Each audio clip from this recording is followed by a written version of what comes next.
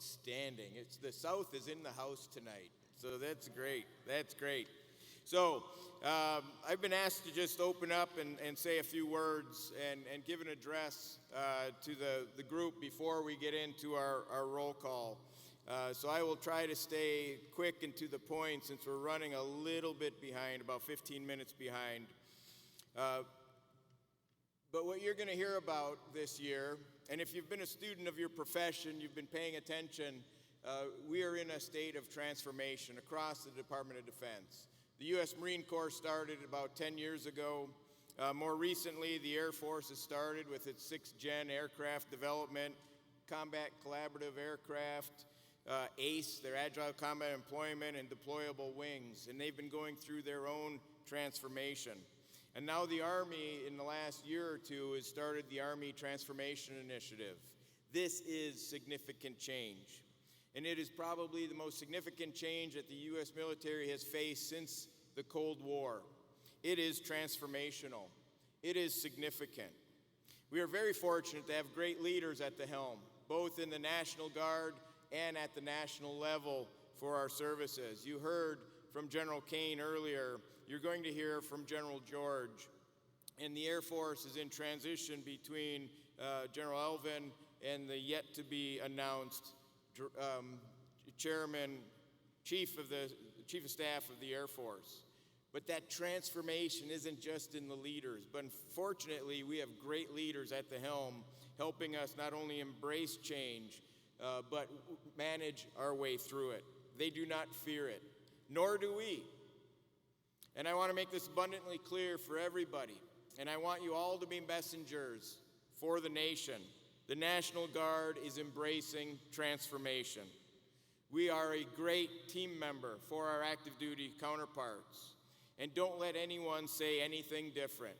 That is our message, and that has to come out of this conference loud and clear. However, let's not be blind to the two following facts. Number one, the National Guard is at its greatest risk during our service transformation periods.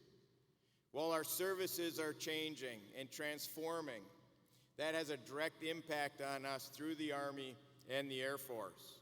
And that is our greatest period of risk.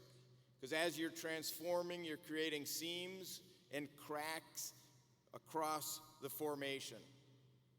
Which brings up my second point, the second fact, is while you're dealing with the volatility, uncertainty of that transformation, and those seams and cracks are developing, there are detractors who will take full advantage of those seams and cracks to promote their message, their narrative, to gain leverage over us.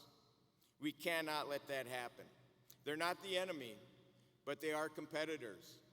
And as we compete on the global stage with foreign adversaries, we compete annually inside the budget process, right here at home, across all of the components. Those competing interests are out there. We've seen it when one component tries to establish combat arms, which has been a long-standing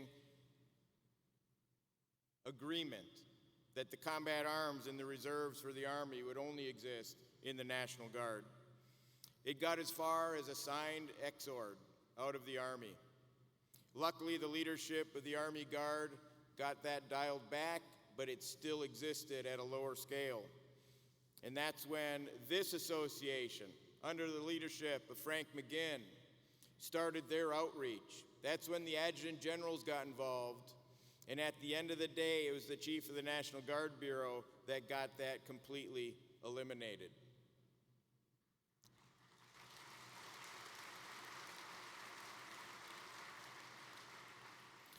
I will restate our facts.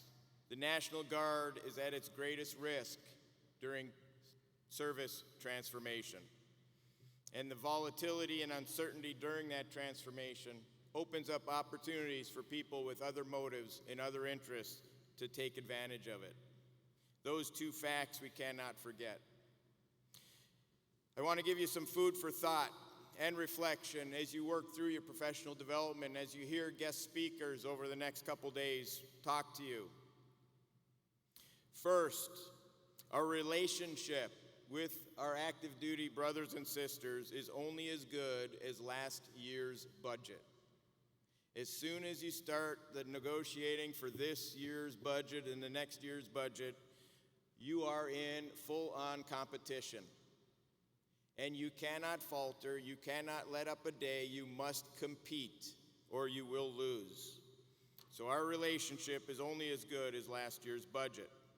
Our vigilance is as necessary as the transformation we embrace.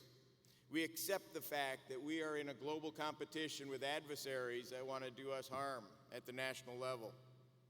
We also have to realize that during transformation, we are competing for the budget, for the priorities, and for the equipping of our men and women to ensure they have the lethality and they have the accessibility that our nation demands.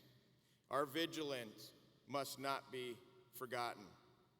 The third item, do not expect someone else to care as deeply about your future and your priorities as you must. You are responsible for your future. This association is your voice.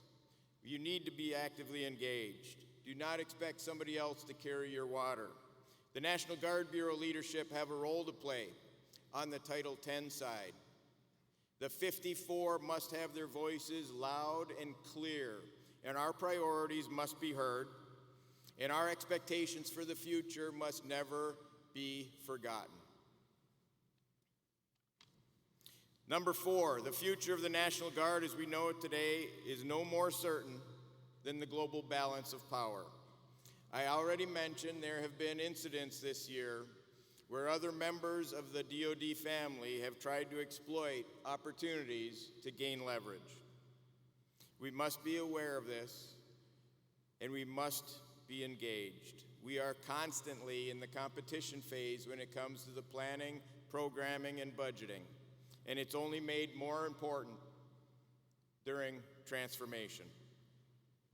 Number 5, lack of vigilance or response on our part will be mistaken for weakness. And as we let our guard down and we show that weakness, the opportunity will be exploited. I've already stated a couple incidents where that's happened in the past several months. Let us leave here today with no doubt that we are accessible, we are affordable, and we are lethal. Any alternative narrative is only meant to diminish our standing with Congress. It's only meant to put us in a back row for priority of fielding of new equipment. I was so happy to hear the chairman mention his focus and his attention on ensuring that we get the equipment that we need to maintain our lethality, to maintain our accessibility, and to be a viable force of deterrence for our nation. We today, especially the adjutant generals, especially the senior leaders of our formation, we are accountable to this generation of warfighters. We owe them our full attention to these challenges.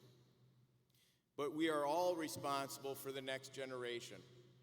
And you are here because you believe in this association. You are here because you're students of this profession. You are here to make a difference and to contribute to the success of the entire enterprise. Be responsible leaders. Pay attention to what you're hearing. Understand the risks at hand and the seams and cracks that will naturally emerge as we transform. And never set aside your responsibility and professional obligation for that next generation. Ladies and gentlemen, it is time for the Guard Nation to stand and be heard. We must put our voices in the mix. We must contribute on that national stage. We must compete. I ask you to give your full support to the Adjutant Generals Association, the Enlisted Association of the National Guard, and the National Guard Association of the United States as they continue to carry your message forward, as they continue to support you. They must have your support and active participation. Thank you for being a part of this conference. I look forward to the next couple days, the professional development, the dialogue, and hearing from some amazing speakers. I would now like to turn it over for the next phase, the roll call, what we always look forward to, and our secretary's first year at the helm. Please welcome our secretary, General Dornbos.